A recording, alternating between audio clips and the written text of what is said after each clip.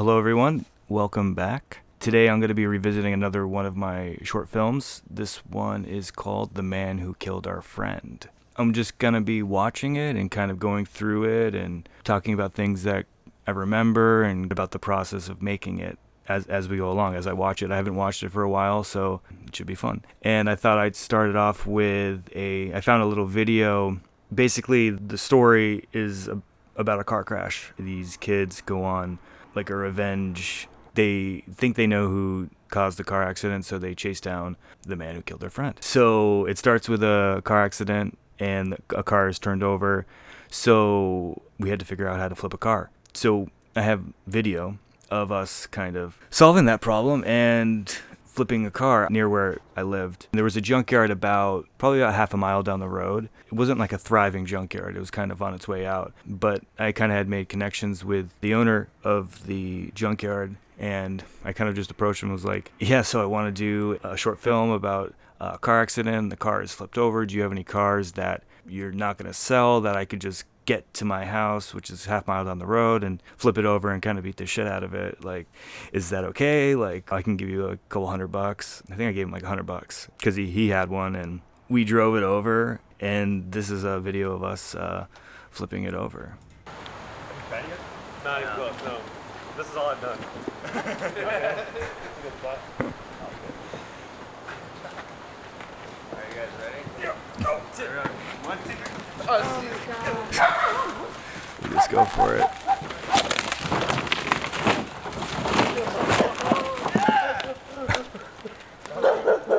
Way too easy. It created a problem because the engine was so top heavy that it leaned forward, and I wanted to shoot through the front windshield, with it all smashed and fucked up looking, and kind of had like a dolly track so we could run sideways to show the crash and these people waking up and coming to after they'd just been knocked out. And it's on a slight hill in the driveway where I'm kind of figuring out like, damn, like what do I do here? And I think eventually what we ended up doing is we tilted it back as far as we can with our own like body weight, and then tied a rope from the front axle to a tree, like, which is just off camera. And then we might have jacked up the front a little bit, but it was kind of hard because you didn't want to see the jack. It would be kind of in the shot when we're shooting in the front.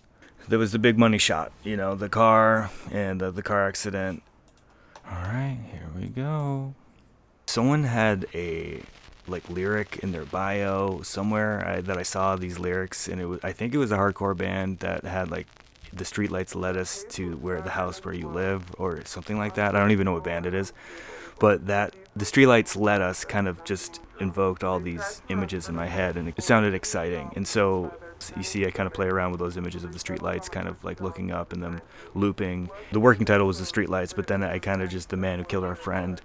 I kind of just went down another cinematic rabbit hole of noir movies, and The Man Who blah blah blah is kind of one of those titles. And so The Man Who Killed Our Friend just sounded so cool to me. I just had to go with it.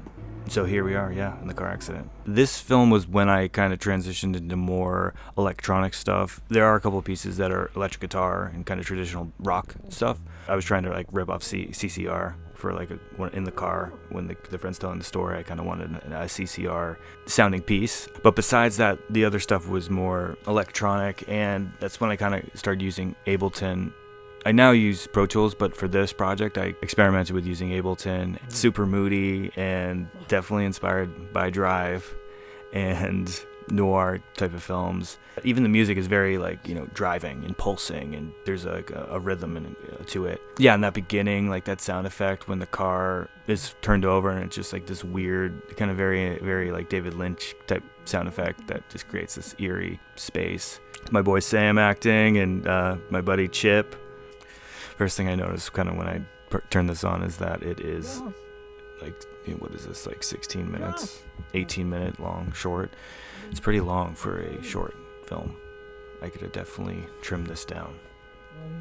One of the challenges is always kind of been trying to shoot at night is lighting and being able to see things. This is super moody and kind of was essential that it be shot in the nighttime. I mean, that's kind of the vibe of the story. So we had to figure out how we were going to light it, and I had a friend Brendan, he had a camera, I think it was 7D Canon, that could handle lower light better at the time, so we got that. And Brendan, he was one of the producers on this project. He bought us these, on Craigslist there were these par cans. They're traditionally used for stage lighting. It was a drummer we bought it off of, and he used it for his stage lighting, but they were like 500 watt and 1,000 watt par cans. So we used those with like, blue gels for moonlight on the street, and kind of lined, down the street to see something, I mean, it's still super fucking dark. And we were just dealing with the limitations of shooting in my parents' front yard. I wish we shot wider so you could see more of that car flipped over, but I think we shot as wide as we could because there was a tarp underneath to kind of hold all the glass in place, and also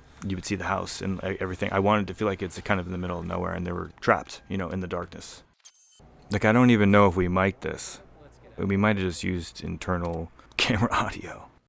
Around this time, instead of just using my friends to be in all my projects, I met Paul and Jade, and they had moved to town, and they had owned a like a box office cafe. It was like a movie themed almost restaurant. They had a little movie rental store that I worked in for a bit. That was fun for a summer. They were actors, and me kind of branching out and learning to work with people that are more trained to be doing this. Unfortunately, it's very dark, and a lot of the stuff, it's like you can't even see it. You can't even see it in the film, but I had all this fake, well, it wasn't fake glass, but it was actually glass, breakaway glass from like a car window that we got at the junkyard, and I just had bags of it, so I put it all in the car for when the cop pulls over and he wakes up and he's all bloody and there's glass everywhere. You can't even really see it on film, but it was there. And my mom got super pissed because it was still in the car, like months later. It was just all, we had it all in the vents and shit, and it kind of fucked up the car.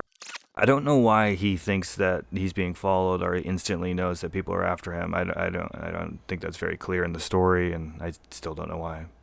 And just even like story-wise, some of the things that I'm trying to get across are not very clear to someone that's probably watching this. What I wanted to achieve was have every person just question the morality of every person. Like, no one's really all bad or no one's all good, and everyone kind of made mistakes, and everyone, the way the story was told, it kind of like learned more about each character. For instance, at first you think this guy just killed their friend, but then you find out he's dealing with his own hardship with his wife kind of being sick, and he's also a cop. With the kids, it's like you think they were just hit, they got in a car accident, but then they find out they were drinking and they were fucking around. I don't think I conveyed that as well as I could have, and a lot of these shots are really tight, so you don't really see much of the space. I mean, it gives it this claustrophobic feeling, but I feel like I could have shown more of the area, and we could have lit it better so that we could see some more of the stuff. We made this for nothing, so we were kind of just using what we had. But Paul and Jade's both their acting was super strong, and it was exciting to work with people that knew what they were doing. I wish the story was better for them, but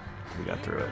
I'm not sure where I got doing that little story. I'm not sure where that came from. That feels very like Princess Bride to me, almost. But I always loved like when characters are telling a story and then in one world, and then you cut to reveal the person telling the story, the match cut, basically. And it feels like The Sandlot. I must have, that from my childhood, seeing The Sandlot. I wish we executed that a little bit better, telling that story, but there are some cool things in that. I think both how we kind of faked these car accidents is cool, and like how it cuts off camera, how we did them driving. I think we did like the poor man's process for them driving, where the people shake the car and then you have light panning with like sticks in front of it as people are in the car to kind of create like passing cars and street lights, so we didn't have to shoot while we were actually moving the car, and so that we could light the scene.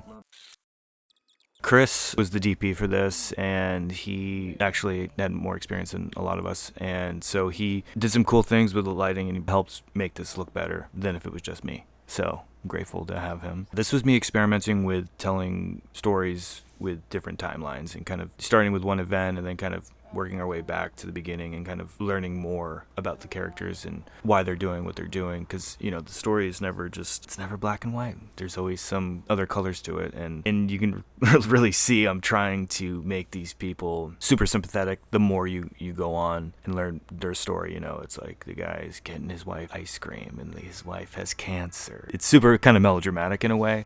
Obviously I didn't know what I was doing, and I was kind of just figuring it out as I went, but there's some cool stuff in there. Like, I like how it comes together in the end. And the whole thing that this started on was this kid trying to get revenge for his dead girlfriend, and his girlfriend at the end turns out to be alive, kind of all for nothing. And it is, again, like, does kind of have a dark nihilistic type ending. That's interesting, because my first short film, In the Woods, I have similar, ends up in, gunfire, people dying. So everyone kind of dies in this one, and that's funny. So this is another piece that Nina helped me with, playing cello. I like this piece.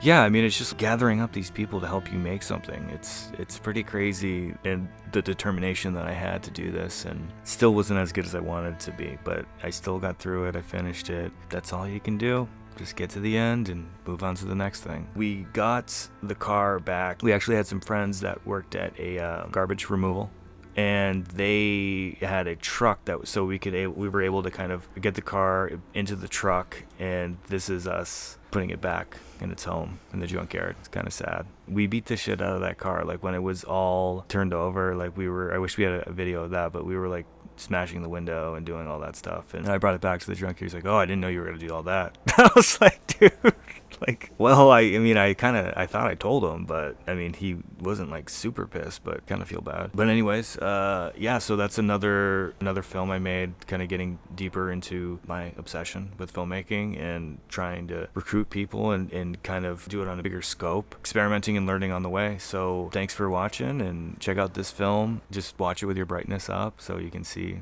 all of it. You can see that broken glass, and stay tuned for more.